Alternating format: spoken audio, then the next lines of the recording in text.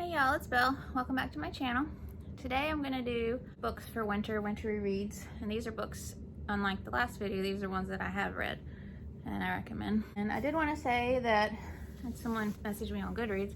They said I only do 5 stars, and that's not true. I do 4 and 5. But I've explained this in my highlights on my Instagram, but I only rate middle grade 4 and 5 stars. It's just a personal opinion and personal thing that I do, just because it wasn't written for me, so I don't think it's fair for me to rate it anything below that. But I don't lie, so that'll make me mad.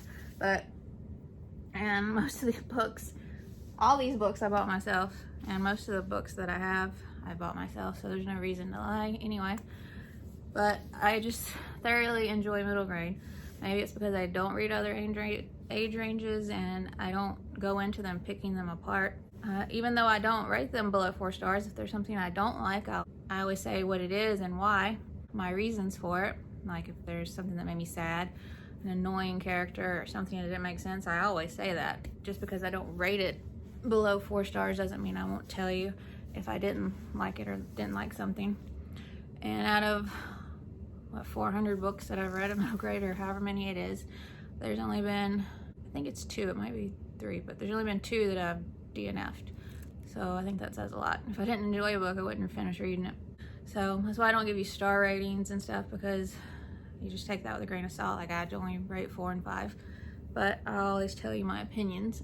No, I don't mean, when I say I don't think it's fair, that's my personal thing. Other people that are adults that rate it below that, it doesn't make me, everybody's different, and that's what makes the world great. So no, it doesn't bother me when adults do that. It's just something that I don't do.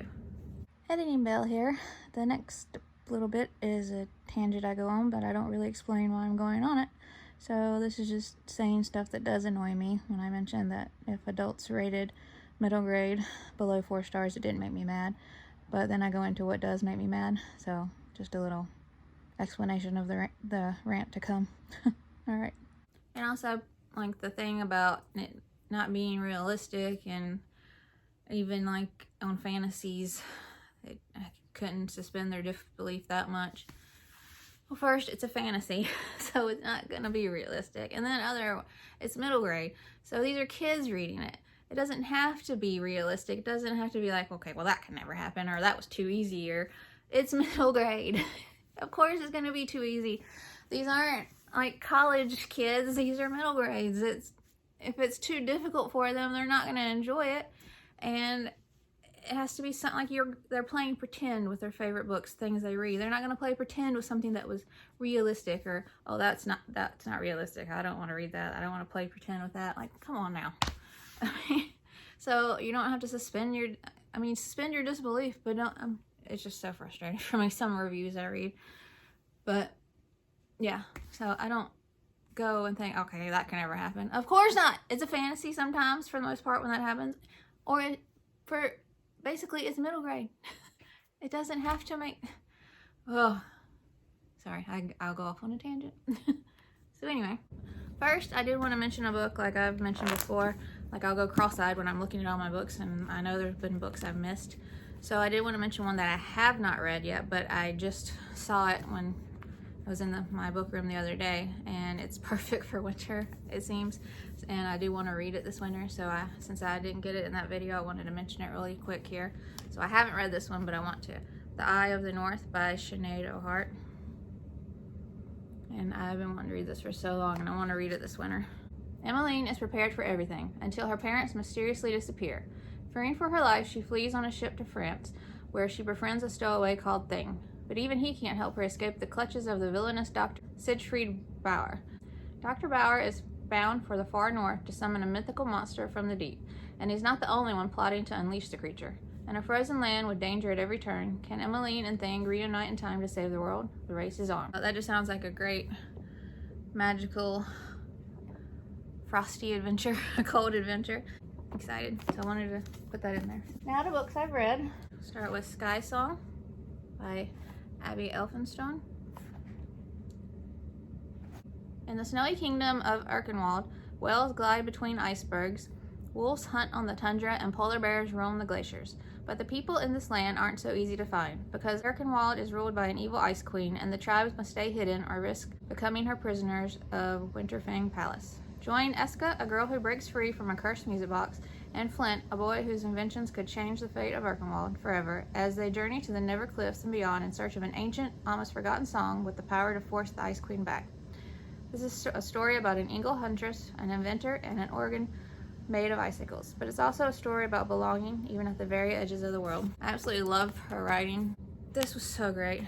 It can get a little darker at times. It's so atmospheric. You feel like you're in this icy place, and it's like a fairy tale, like a dark fairy tale, and the Ice Queen, and everything we uncover and learn. The way it even starts out with Eska in the music box and getting rescued, and what progresses from there, and Flint, and oh, his little, oh, has my heart. And the inventions and belonging, and even him, like, doing what he wants, even though it's not what's expected of him, and doing what you love, and just being who you are and who you want to be. And all these tribes that think they have to be against each other have to come together for the greater good, and it's just incredible. I really loved it. It was a magical, cold adventure that was just phenomenal. Loved it. Nevertell by Katharine Orton. Sometimes it takes a little courage to discover magic. 11-year-old Lena has never seen the world beyond the prison camp until the night she escapes with her best friend Bogdan. As the pair journey across a snowy Russian wilderness, they are pursued by a vengeful sorceress and her pack of shadow wolves. The children will need every ounce of bravery and a little sorcery of their own if they are to survive. I absolutely love this. It is so atmospheric with where they are in Russia, and the shadow wolves, the sorceress. It even starts out dark in this camp they're in, and they have to escape, and then being chased, and the creepy, I think it's a little girl ghosty thing that says Nevertell, whispers it. It's been a long time since I've read this one, but I remember being obsessed. It's so good. Definitely darker, but very atmospheric. And even Thomas Taylor, the author of the Eerie on the Seas series, A Tale That Sparkles with Frosty Magic. Highly recommend. And we have The Republic of Birds by Jessica Miller. And I have the UK copy, and then the US copy came out. They're just both beautiful. And I love Carl James Melford's art, so I wanted both. And this one is just as stunning. This is the UK edition. And this is the US.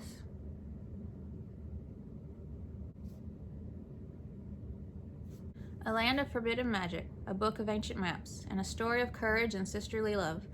Magic is banned in Stolitsa. Any girl showing signs of being magical is whisked away to Bleakstep, to a life, so the stories go, of unspeakable horror. So when strange things begin to happen to Olga, she knows she has a dangerous secret, one she must guard with great care. But then the birds take the thing most precious to her, and Olga must summon all her courage to go into the Republic of Birds to get it back. It's an impossible task unless she can find a way to unlock her hidden magic.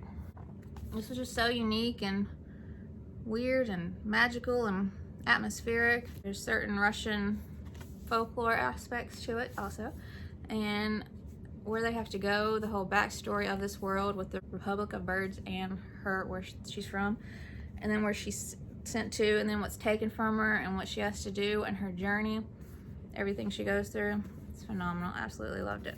This is the first trilogy in this whole world, and it's the Polar Bears Explorers Club by Alex Bell, the UK editions, and there are US ones too, but I have the UK. Bear Explorers Club. Explorers on which mountain? Explorers on Black Ice Bridge.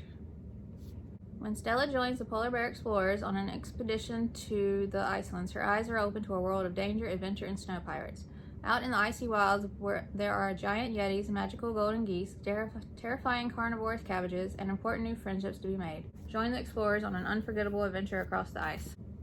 Beautiful illustrations throughout too.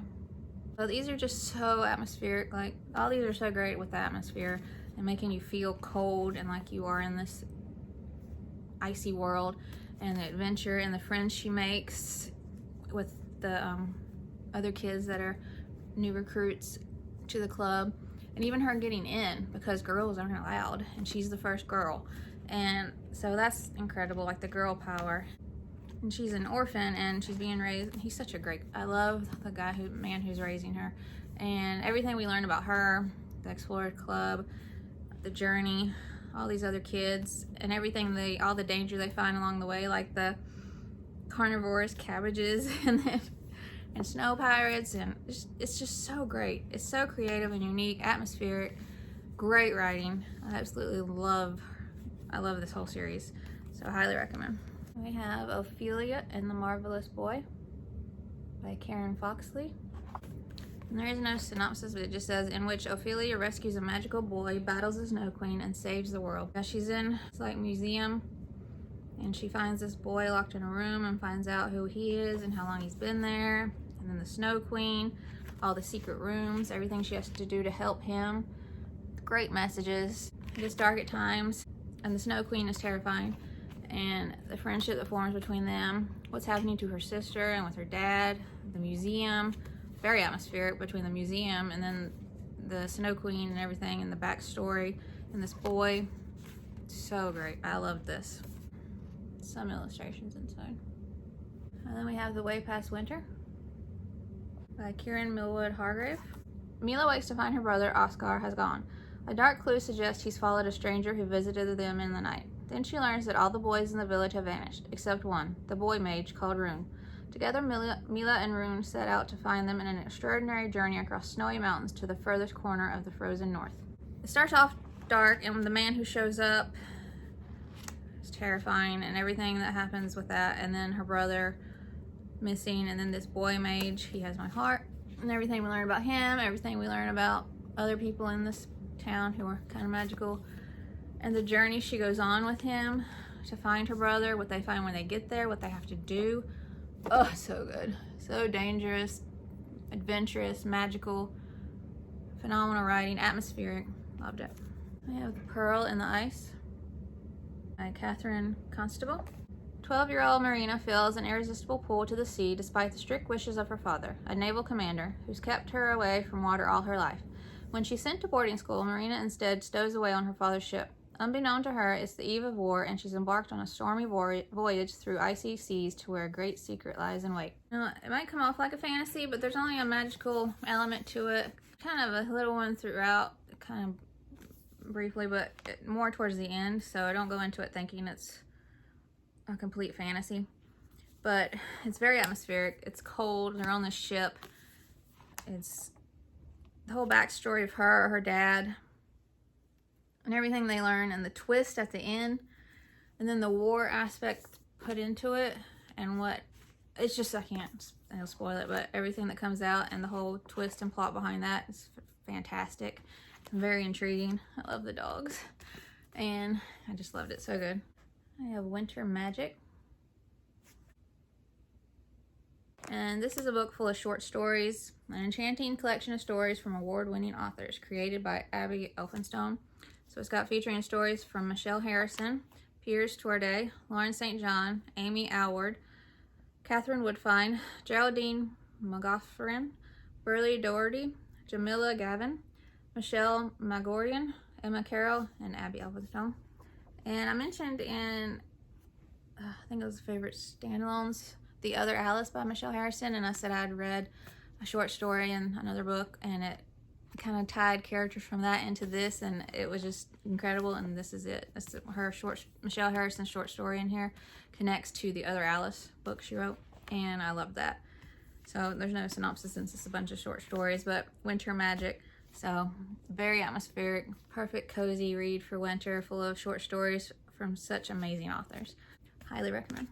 And we have Frostfire by Jamie Smith. Another beautiful cover by Carl James Mountford. Chosen for the honor of bonding with a frost silver, a fragment of the living glacier that crests her icy home, Sara embarks on the dangerous pilgrimage to the top of the mountain. But when a huge avalanche traps her on the glacier and destroys the pass, Sabrina is determined to find another way home. In order to survive, she must face up to the merciless mountain, but there are dark and fiery secrets hiding in its depths. Each time there's a new part, there's a great full-page illustration. Another one, very atmospheric. Such a unique idea, and I really loved it. And you feel like you're on this icy mountain with her, and everything she discovers, and the people that are trying to destroy her home, and the whole story with her brother, and the people that go up the mountain with her, and the man who's there. Oh, he has my heart. Absolutely loved it. She's such a great, amazing main character. So much heart, determination, bravery. It's phenomenal. Gets a little darker, but so good. Then we have Snow and Rose by Emily Winfield Martin. I think this is one where the author is also the illustrator, which always blows me away at the talent.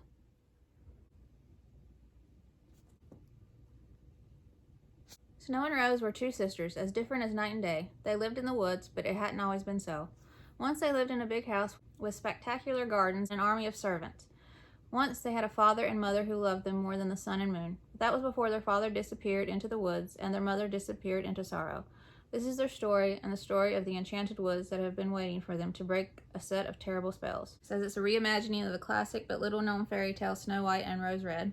It's been a while since I read this one, but I think it was a little slow at times for me. One of the characters got on my nerves a lot. I think it was Snow. But overall it was just a magical story and the illustrations are phenomenal, and the twist and what we learn with her dad and the little man in the forest and just everything that comes out, and then him, and just overall I loved it, and how everything came together. So good. Such a heartwarming story. We have Penelope March is Melting. Jeffrey Michael Ruby. Something sinister has come to Glacier Cove, an icy cold town that sits on top of an iceberg. Nothing bad ever happens here, until now, and it's up to Penelope Marsh to stop it. That Penelope, the bookworm who lives in the ramshackle house with her brother, Miles. The girl with the mom who, poof, disappeared. The one everyone ignores, except strange Coral Wanamaker, a tiny thing with raven black hair and black coat and eyes that would be piercing if she could look at anyone directly. And when Penelope meets someone who seems to know secrets not only about Glacier Cove, but about Penelope herself, she and Miles are pulled into an ancient mystery. Together, they'll face the coldest, cruelest enemy ever known. Looks like the girl who usually only reads about adventures is going to start living one. Very atmospheric, very unique story. Living on this iceberg, the whole backstory of that, and just all the characters are so great. Like the man that makes the ice sculptures, mysterious girl, and just everything that comes out. The twist, the penguins, the journey they go on. It gets dark at times. So atmospheric. And even Pseudonymous Bosch, the author of the Secret series and the Bad Book, says a marvelous and magical debut. So I have Breadcrumbs by Anne Ursule. Another one that illustrates each start to a part. Once upon a time, Hazel and Jack were best friends. They had been best friends since they were 6, spending hot Minneapolis summers and cold Minneapolis winters together, dreaming of Hogwarts and Oz, superheroes and baseball. Now that they were 11, it was weird for a boy and a girl to be best friends, but they couldn't help it. Hazel and Jack fit, in a way that you only read about in books, and they didn't fit anywhere else.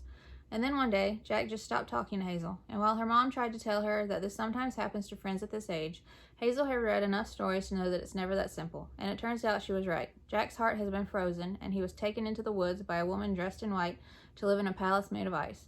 Now it's up to Hazel to venture into the woods after him. This was inspired by Hans Christian Andersen's The Snow Queen. Yeah, and this is so right. It's a stunningly original fairy tale of modern-day America. Remarkable adventure, dazzling ode to the power of fantasy, and a heartbreaking meditation on how growing up is as much of a choice as it is something that happens to us. But the friendship between them and her loyalty to him and doing whatever it takes to save him and what she has to do. How he even has his heart frozen is so incredible. Like, it's just so phenomenal. It's just such a... She's just such a great writer. The story is incredible. The characters are phenomenal. Even the Snow Queen, like, she's just... And where she has to go, this whole place, and what she has to do. Their whole backstories, what they're going through. So there's great real-life themes and messages in here. And just important things. And what he has with his mom, what's going on. What she has, I think it was with her dad. And just so... I just loved it. And how much she needs him and his friendship, and it's just so beautiful. Not only are the part that illustrated, I just found illustration in the story.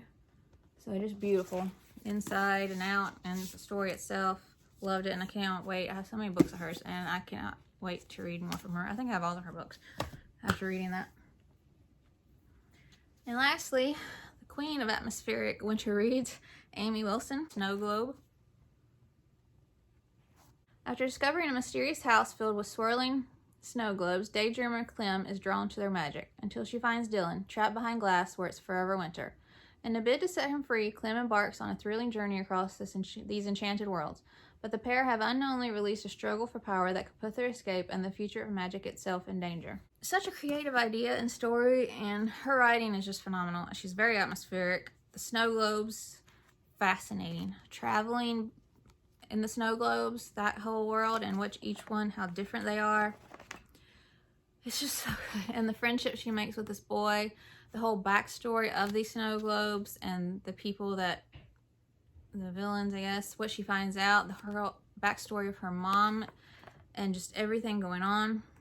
The adventure, what she has to do to save him and save everything, and how she finds the snow globe, and how it's just so great. I just loved it. It's so good. And then we have a duology, which the second one just recently had come out. A Girl Called Al and the Lost Boy. Al's mom has always been mysterious about who her father is, but when she finds frost patterns on her skin and starts crying tears of ice, Al needs some answers. Exploring her strange new powers, she enters the world of winter for the first time, but Al quickly learns that the magic of the seasons is dangerous as well as beautiful. I'm talking about atmospheric. These are so atmospheric. And then you got Jack Frost in here. So this is kind of like a reimagining of them. And then all of the seasons, and seeing them and their characters brought to life, like just each season. And then the people that, like Mother Nature, and just how each season has human qualities in a way and can be greedy. And then the friend she makes in here, he's so great. His whole backstory and everything we learn about her and her mom, the book, her mom's backstory and what happened there. Plus, just like I said, Jack and all the seasons. And it's just so incredible. Such a great adventure, both of them. Such a magical, cold adventure, and just phenomenal writing. Love them. This is Shadows of Winterspell.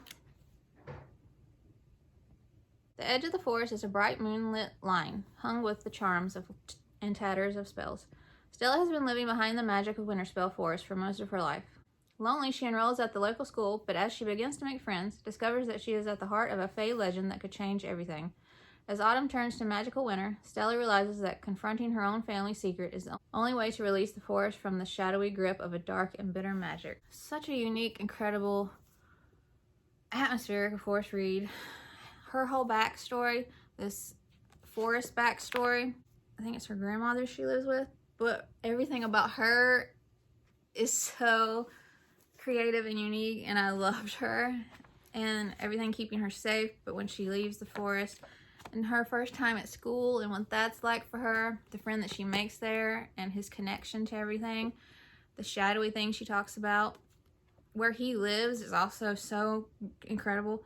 And it's just such a unique, amazing story. It gets dark for sure, but everything we learn about her and her past and why she's never been, where she's lived behind these protection charms and never went out, it's just so, and like the reason and the shadowy things and what's going on, it's just such a sad story, and what made it happen, and how sadness can eat away at someone's heart and what it can do.